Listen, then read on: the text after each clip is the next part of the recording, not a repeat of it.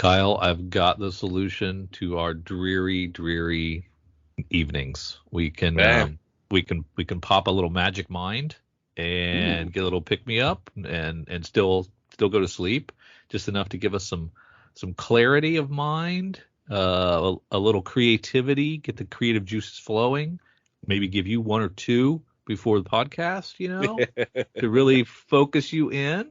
What do you you think of fall that? asleep during one podcast, and all of a sudden that's your problem. Uh-huh. But yeah, absolutely. The worst thing you want to do is, brew a pot of coffee at middle of the night right before a podcast.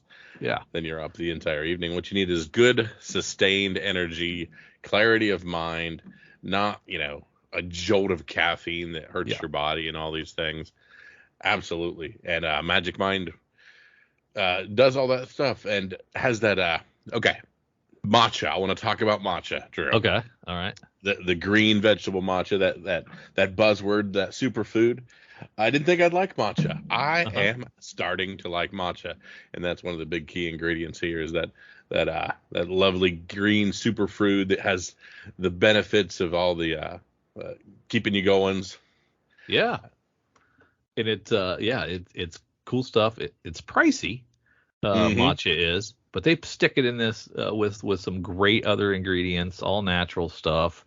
But you can get it through us with our code. So we want you to check out this Magic Mind elixir. Check this out. It is go to magicmind.co/comics fun profit. And elixir really is the perfect word for it. It's a nice little elixir. It's very cool. Yes, for sure.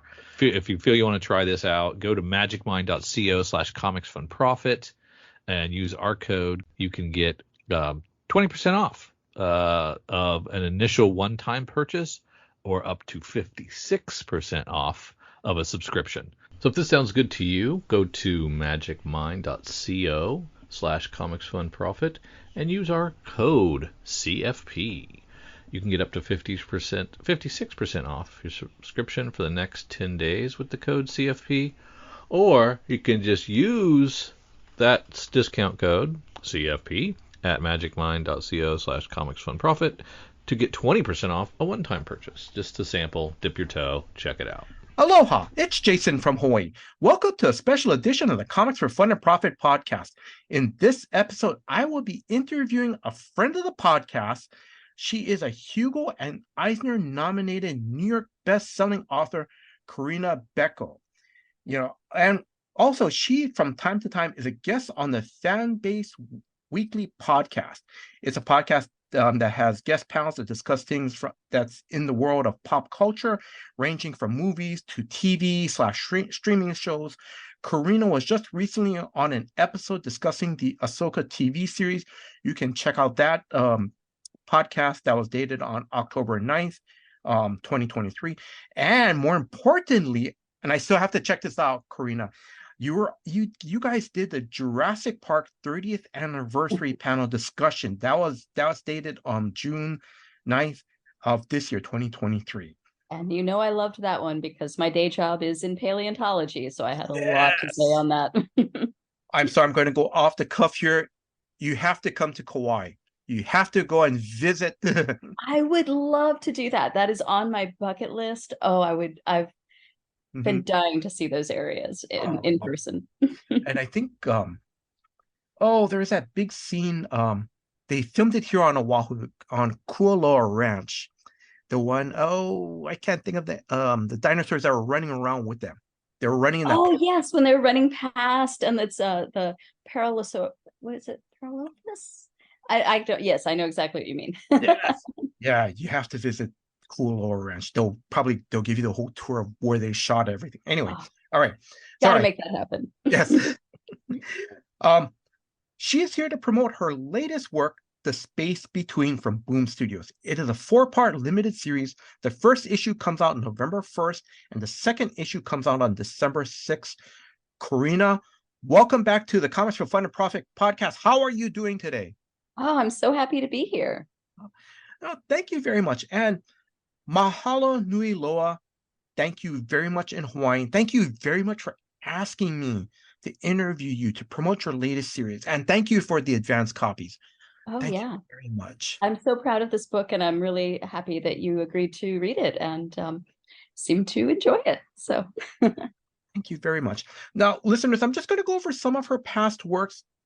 Corinna, please feel free to jump in, add anything. Um, she wrote the miniseries Avatar: Adapt or Die that came out, I believe it was last year. gosh, I think, well, the graphic novel was last year. The series was year before already. Gosh, time flies. I know that's what I was trying to figure out. Yeah, it's She's amazing. yes, yes. She's also written she's also written a mirror series on the Expanse.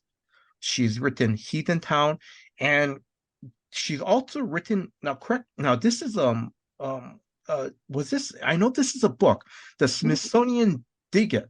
Is that correct? Yeah, that's right. Smithsonian Dig It Dinosaurs, in fact, speaking of. Mhm. And that was a book for young readers. That was just about, I co-wrote that with my friend Brenda Scott Royce, and it's all about dinosaurs, and it comes with a little block where you can dig up your own tiny fossil. So for young readers in your life. That is so cool. That is so cool. So, is there anything you want to add or anything that I missed? Oh yeah, I guess in addition, I can go ahead and say co-wrote Invisible Republic for Image with Yes. Gabriel Hardman Mhm. and Green Lantern Earth One. There are 2 volumes of that, and a lot of other licensed stuff like some Once Upon a Time Mhm. and things like that. Sorry, I have a little cough, so Oh, no. still a little tickle. I'm getting over a bug, so I do apologize for that. No problem. And like you said, that you're feeling a lot better. Oh, so much better. No, It's just you it's are. annoying. Living in LA, the air here isn't that great either, so it takes a while to get rid of these things. Mhm. I bet it's much better in Hawaii where you actually have those island breezes. Yes, but we do still have the cold that if someone has it, then it goes on. Yes, anyway, we're not going to do that. Okay, let's, I'm going to move on. Now, listeners, I got some of my information from a couple recent interviews Corinna did. One of them is the fan press interview Corinna Bechko on the upcoming release of the sci-fi comic book series The Space Between with Boom Studios. Now, that article is dated on September 13th, 2023. Also, to another article that I read, actually, it's on the Boom Studio website, Take 10, The Space Between. Now, listeners, if you get a chance, please check out those great interviews. Please check out those interviews. All right. So, Corinna, where can listeners follow you on social media? My name is fairly unique, so I just go by that everywhere. So now that everything's I know that the former Twitter, may it rest in peace, is now rebranded. But I'm there sometimes, but I'm mostly all over the place, other places too, Blue Sky, Spoutable, Facebook, Instagram, I'm a lot. But every place, Corinna Bechko, just my Okay. name at wherever you happen to get your social media. All right. I'm going to just jump right in. Please do. The Space Between. What is the story about? It really is about hope. And I feel no one would launch a generationship, which is what the entire run of this is set upon, a generationship. And it's called The Space Between because it's going one place to another, which you would think is this interstitial space that a lot of times people only care about the destination or where you left from. But in this case, no one launches a generationship without that hope for the future. They want something better for generations in the future. Yes.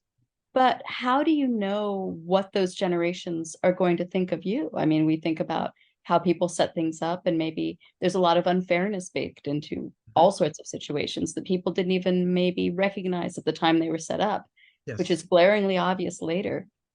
So the idea of what's hopeful might change over time.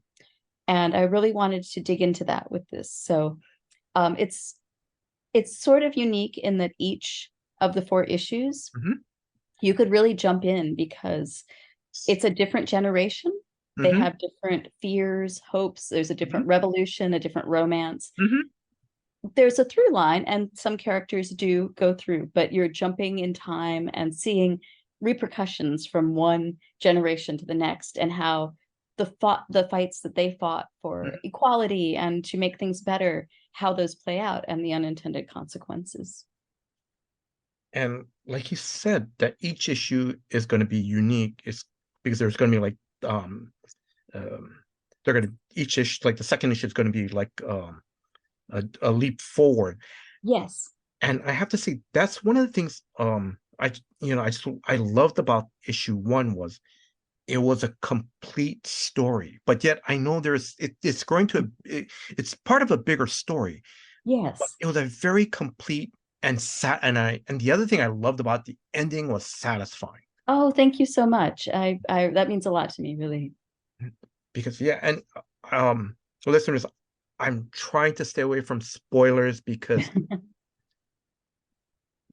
anyway, let me just keep going through the questions and I'll tell you what else I love about it too. Okay, so now in issue number 1, we meet Revla.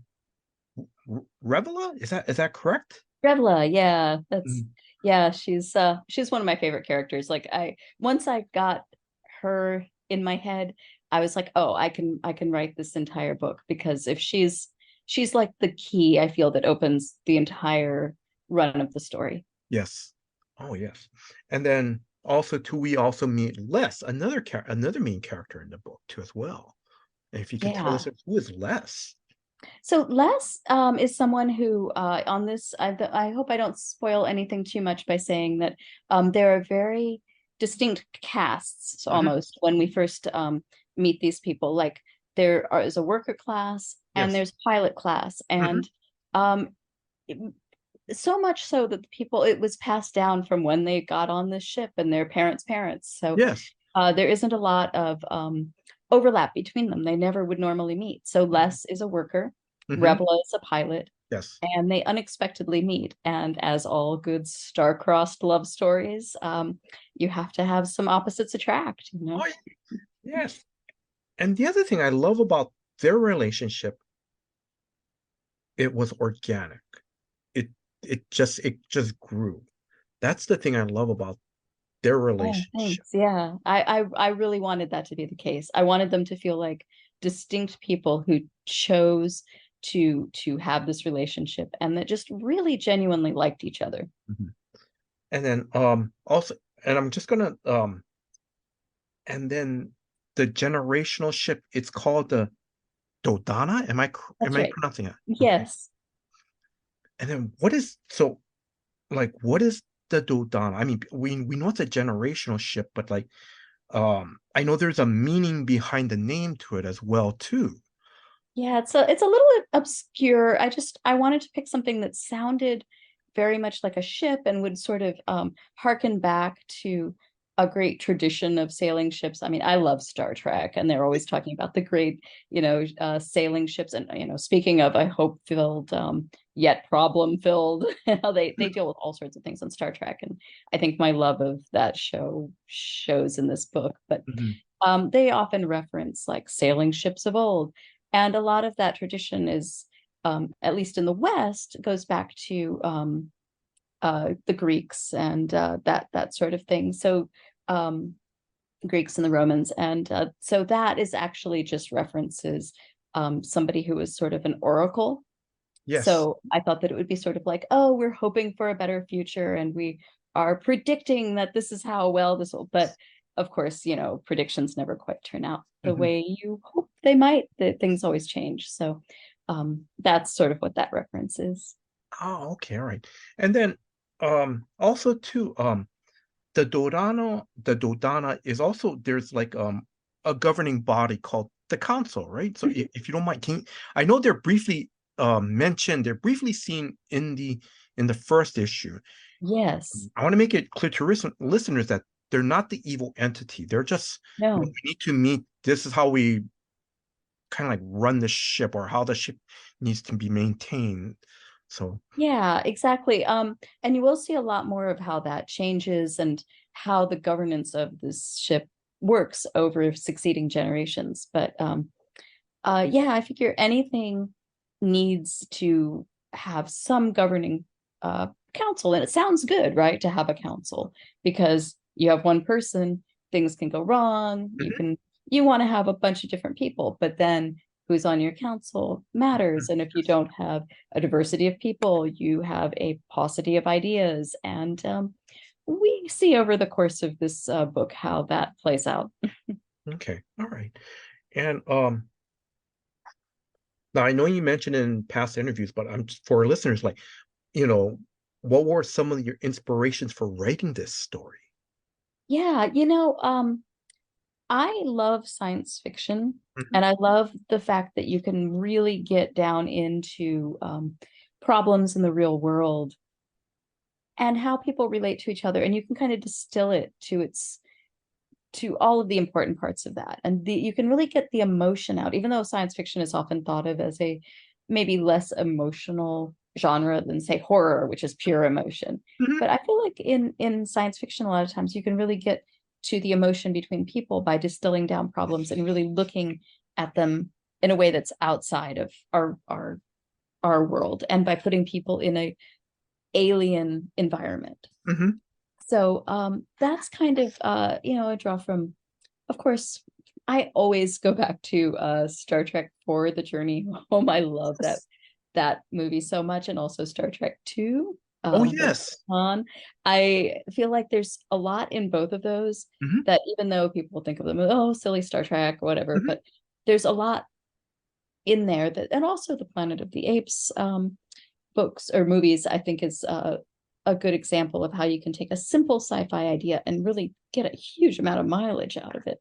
Yes. So I thought a lot about those things, but I also read a lot of modern philosophy about how things would be different in space. So Mhm.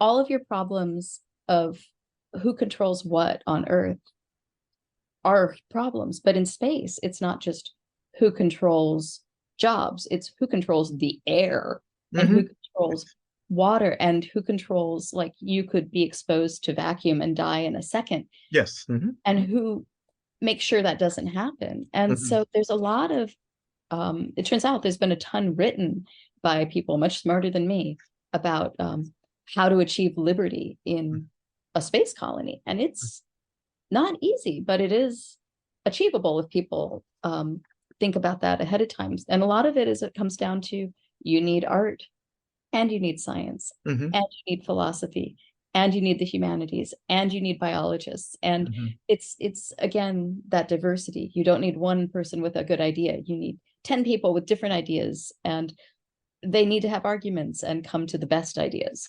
Yes. So all of those things went into thinking about this one 4-issue miniseries.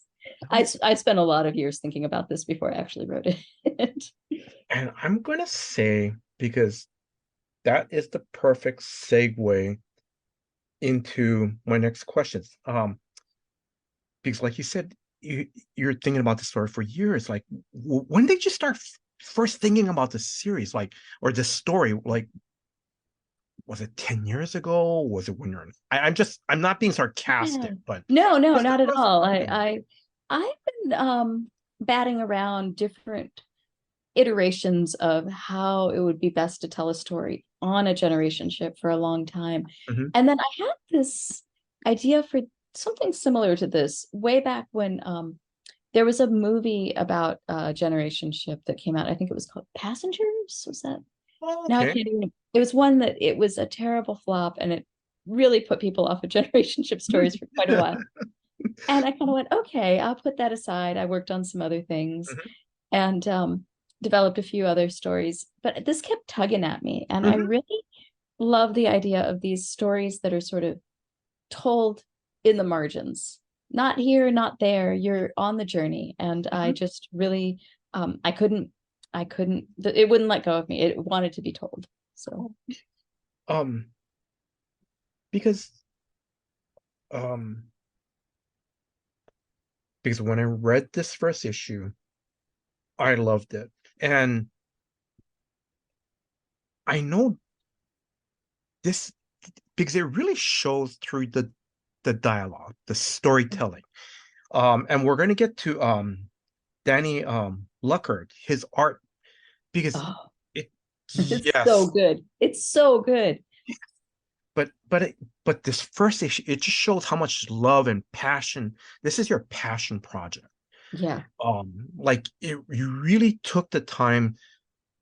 You thought out everything. I hope so. I'm sure I've missed some things, but oh gosh, I tried. No, because um um because just how the flight suits. And I'm trying not to, because I want to hold the question off talking about Danny and his artwork, but just seeing the flight suits, seeing the quarters, because and like I mentioned to you in our email, is that just the details of just the keypad on Revla's Oh yeah. room. I mean, no, but that's so detailed because it could have just been, okay, we'll just make this block and people will know what. No, it's that attention to details. Yeah. Um, you know, um, and again, the dialogue, you really took time to do this. You took the time to think about it. So I'm just going to jump ahead because I want to ask you one question about, so how did you team up with Boom Studios to get this passion project out? It's funny. Boom has always been very good to me, and I've worked with them on and off over the years on different projects. And I just I had it floating around. I really just wanted to make this happen. So I pinged um my editor who had been with me on the Expanse. It Mhm. turned out he was moving on to do some different stuff, but he really liked it and he had some ideas to polish it up, which is so Mhm. good. And then he sent it on to the powers that be at Boom, and Mhm.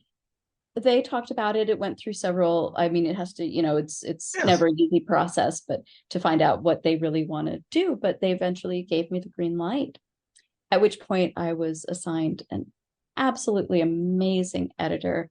Mhm. And funny enough, my her I should mention her name. It's Sophie Phillips Roberts. Mhm. She's been so good through all of this, just kind, patient, great ideas, constantly thinks of things that are like, oh, by the way, maybe even down to hairstyle, like, oh, Yes.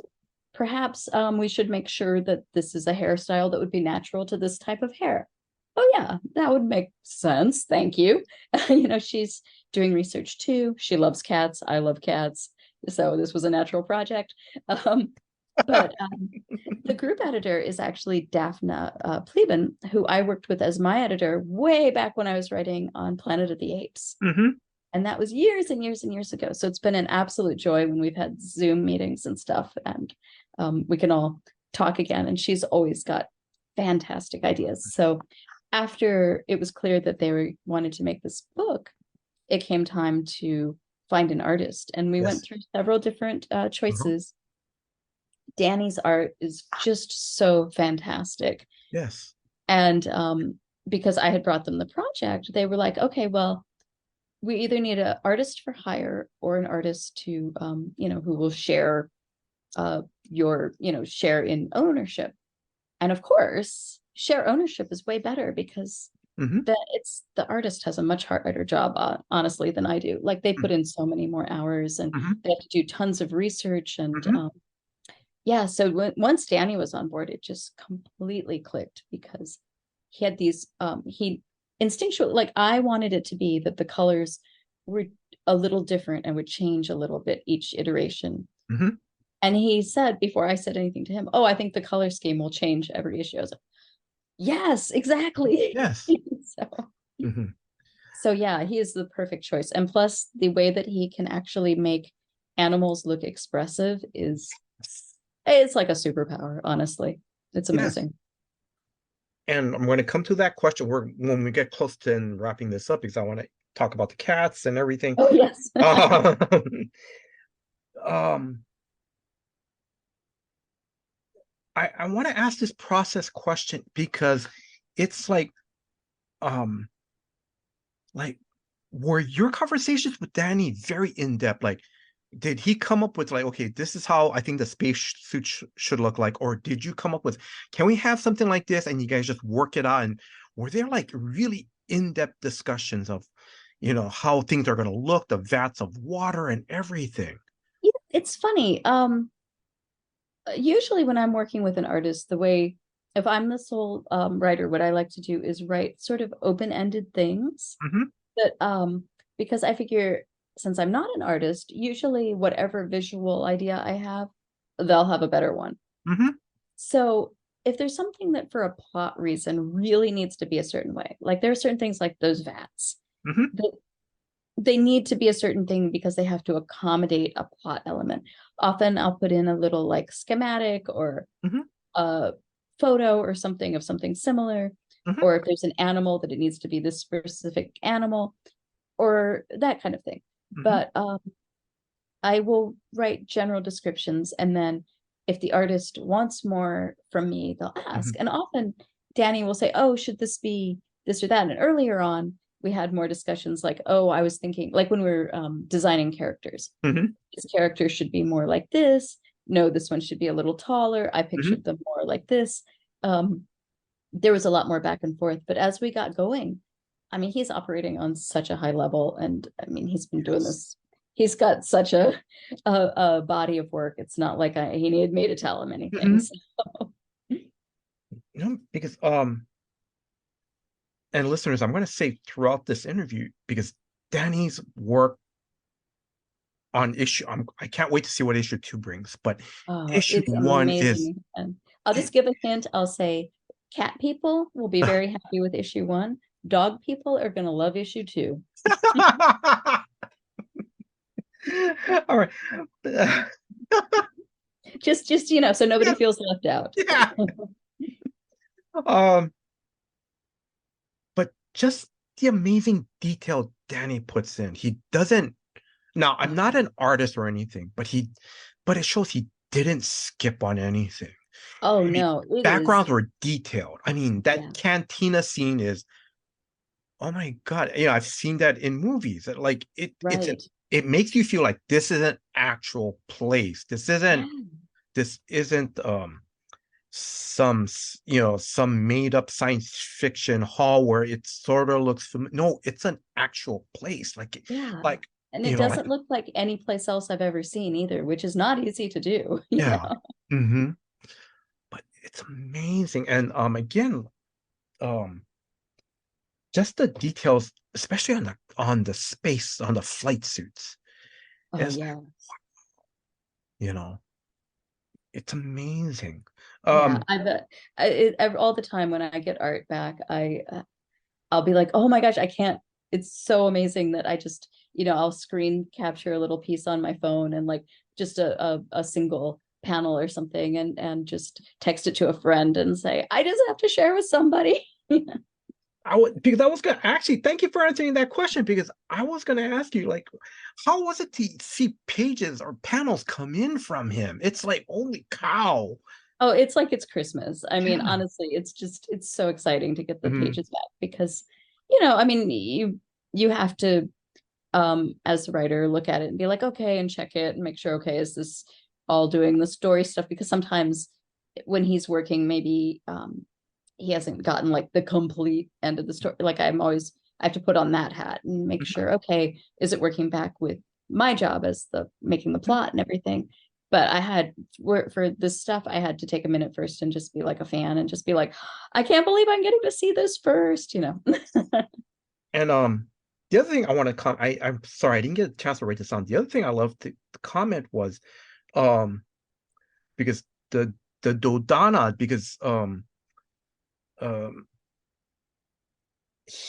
and I'm not going to spoil the scene, but there's a scene where it gives the impression that this is a big ship where Revla and Les are climbing. They have to climb up this ladder, and it's not just we just gotta go up to the next. It's like it looks like there's like at least a few levels they have to get back to the top, and it gives that. I think it was like in 1 or 2 pounds, but it gives a very good impression of this is a big ship. Yeah. I wanted it to feel like someplace that you could imagine that actual generations of people would live in and die and have babies and raise them and have their grandparents grow old, and that you could imagine this could actually happen there.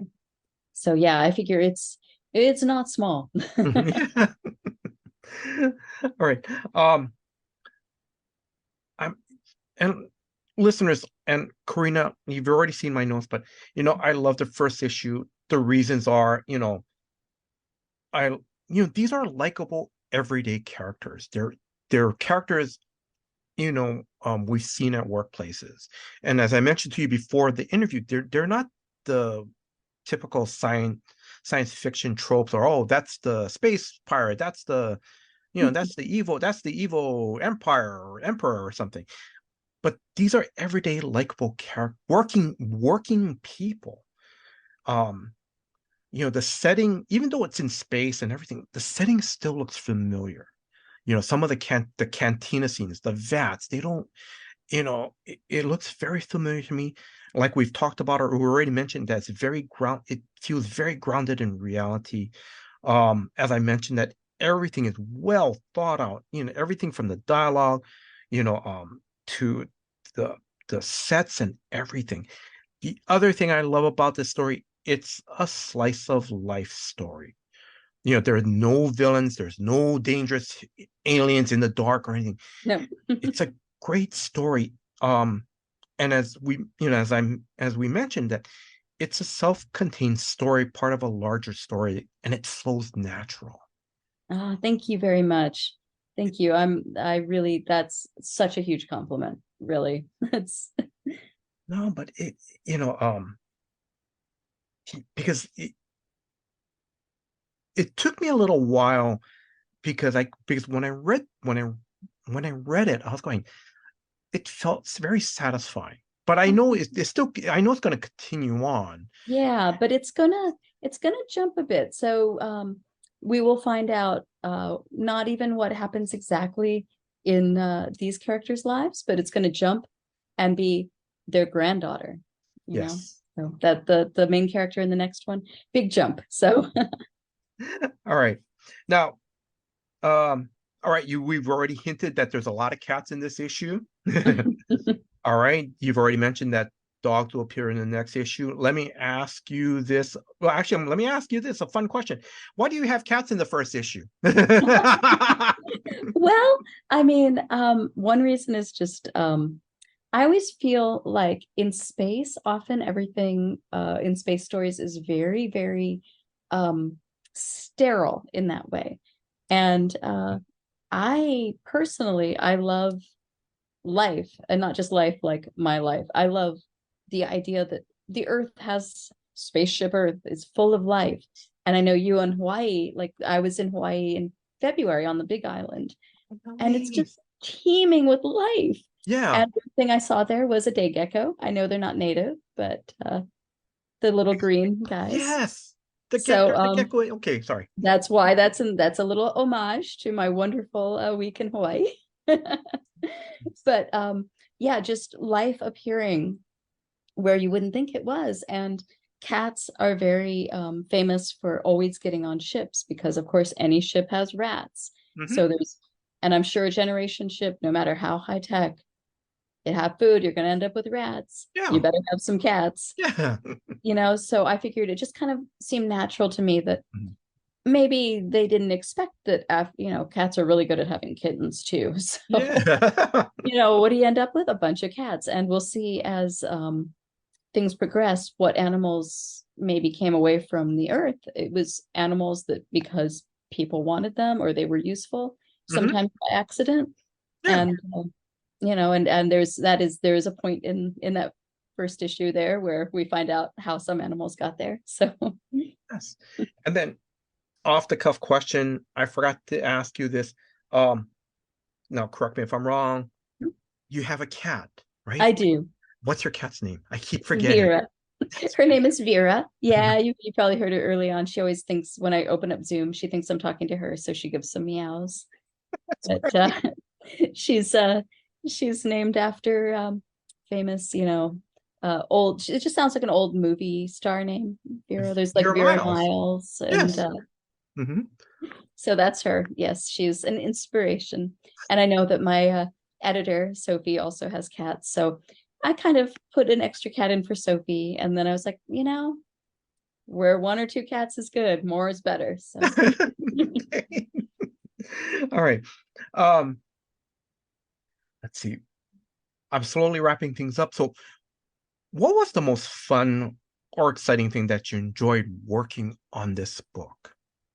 oh gosh, really, I love this world. Like when I started really thinking about it and digging into it, and I know that both the Expanse, Battlestar Galactica, those are both things that also kind of work their way in here. But like Battlestar Galactica is an example of a very sterile universe in that you don't see a lot of cats and dogs roaming around. Right. Yeah. Yeah. It's mostly people. Yes. And I feel like that would be very lonely. To me personally, I would be lonely. I like to have my other life forms around. And so just building out a world that could encompass all that was what I really loved about this book. That is so cool. That is really, now I understand why Revla has a cat. Yeah. Because her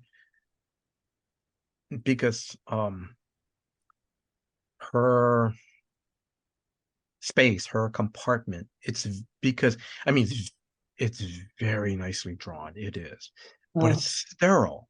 There's you don't see like some type of a poster in the background, or you don't see like books. It's just the bunk bed, the walls, her little glass desk, and that's it. And I think the computer, and that's it. And that's why I love how her cat was just, walking around on her desk.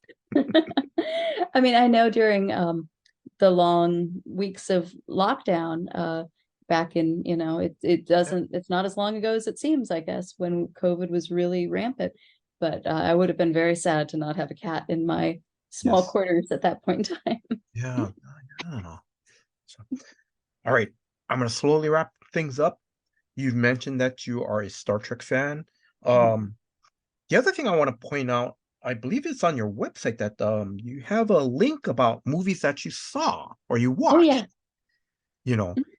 And of course I saw Star Trek 2 on there, one of my favorites. Oh yes. That's yes, and that is a very good movie. It's one of my favorites, honestly. It never gets old for me. I agree. I'm going to ask you, I'm sorry, I'm going to slowly wrap things up, and I know these are off the cuff questions, but what did you love about, or what were some of the things that you loved about that movie, Star Trek II, The Wrath of Khan? It's really, a lot of it is about the plotting and how, again, kind of like you're saying about the space between, there's not really villains. There is. Khan is the obvious villain, but he's got a very, very good reason for feeling the way he feels. Yes. Oh, yes. Yeah. He really does. And what he does is, from his point of view, I'm sure is completely motivated. And if you are, a Star Trek nerd like me, you remember those, where he came from and all of that, and how he was portrayed before. And also the performances are so much fun. Like, I don't know if you can have more fun watching a movie. Oh yes. It was one of those that it just clicked on all cylinders. Oh, absolutely. The writing is smart but fun. And it's smart in a way that makes you forget that it's smart. It never is showing all of its cards at once. Afterwards, you can go back and dissect the plot and go, that was way smarter than it was trying to make itself appear. Yeah, yes. And also too, Nicholas Meyer, the director, was very good. Yeah. Oh, so good. His pacing is like spot on, like the suspense and the action sequences, everything. Like I can't even, I'm sure somebody somewhere has something bad to say about that movie, but I don't. No, yeah. No, me too. It's yeah. And I think, sorry, I'm kind of going off the cuff, but oh no, please love the battle in the Mutara Nebula, because we've never seen the Enterprise do these yeah. curves, or they do the Z minus 10,000 meters. It's Yes. always, Oh gosh. you always see them go straight. And even the Star Trek the motion picture, this ship is always going straight. You Right. never see it turn. You never see, but when I Yeah, saw, I feel like that was one of the things that the first time I saw it in the theater. I was a kid, I was a little kid, but I remember just thinking, yeah, this feels like space. yes, In space, there wouldn't be an up and a down, and I was like, oh, this actually feels like we're in it's, space. Wow. yes, yes. And I'm sorry because I saw it in the theaters too, and I love it how in the Mutara Nebula, the Royal Alliance keeps going, trying to look for the Enterprise, and then the Enterprise you just see the Enterprise just rise up behind us. Oh Oh my! yeah. Oh, It was like, such a good moment. yeah. Oh. So okay, I'm sorry. No, I could talk about that all day. Yes. Okay. Um,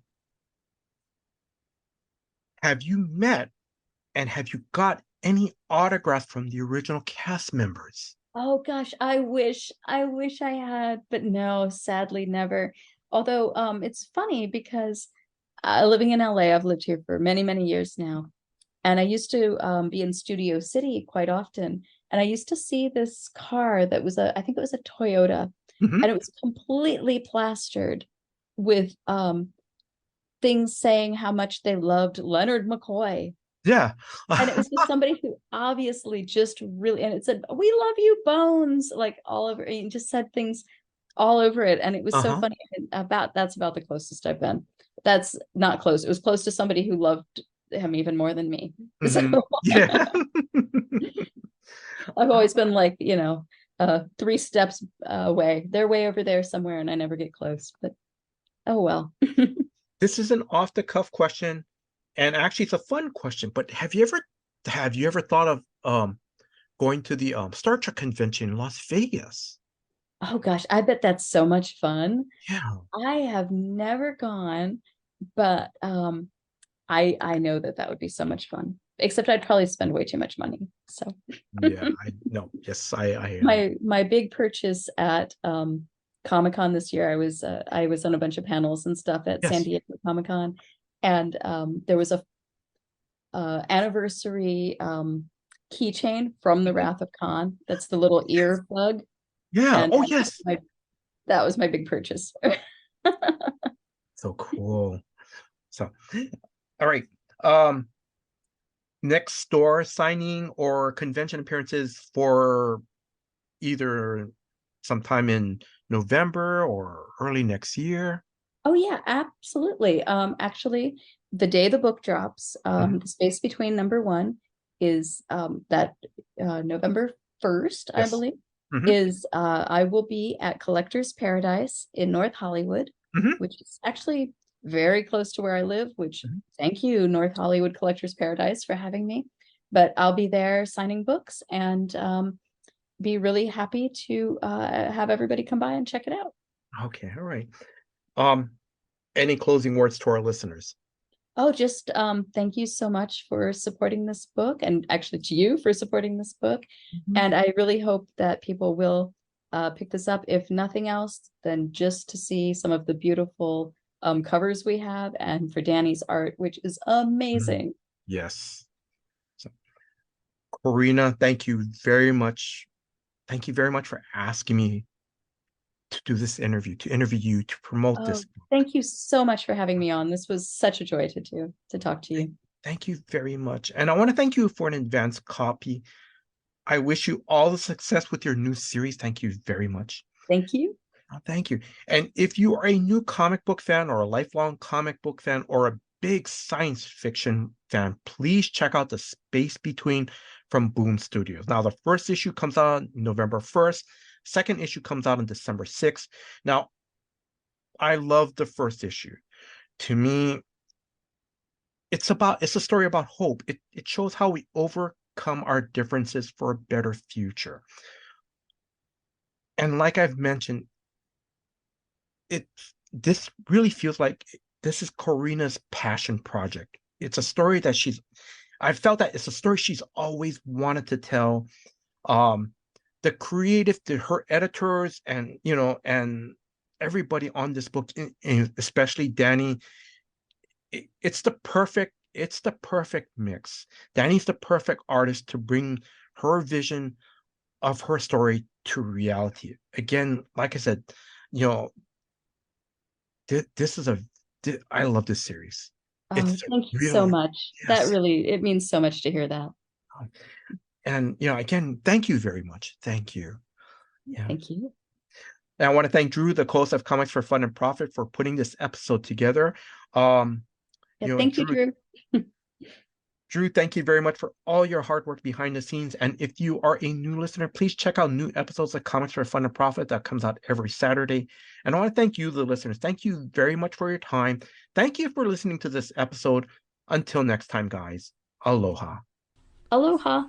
Check out beacons.ai/comicsfunprofit for all the C4FAP links you could ever need, all in one place. You can provide feedback, listen, support, share, enjoy these. We have our Patreon there. You can buy us a beer or a coffee. You can check out our Instagrams, our Twitters, our Facebooks. Check out our YouTube page. You can email us. You can listen to our podcasts on Patreon, if you're a subscriber, on Apple Podcasts, Spotify, on Podbean. We have Google Podcasts on there. We have an Amazon wish list. You want to buy Kyle and I something? Fine. You can do that here. We appreciate it. We have Kyle's RPG podcast listed on there, so you can check out his Dork Day Afternoon offerings. We have Cowabunga links, so you can check out the Cowabunga Deep Discount FOC and pre-order list. Get on that. That's our LCS, so you can check that out as well. And we want to just give you opportunities to say hi, to check out what we're doing, support us if you would like, or just listen. Check out beacons.ai/comicsfunprofit for all the C4FAP links you could ever need. As you know, our LCS is Cowabunga Comics, Lake Country, Wisconsin's best pop culture destination for new comics, back issues, gaming, retro video games, vinyl, and figures. Give them a call, 262-569-9999. Check them out online at cowabungacomics.com or follow them on Twitter at Incredicow. They are our LCS, and we utilize their deep discount mail order service to bring Oconomowoc, Wisconsin closer to us. They'll take care of you. Tell them Drew and Kyle sent you. Say hi to Eric and James from us. If you need an LCS, you can't go wrong with Cowabunga Comics.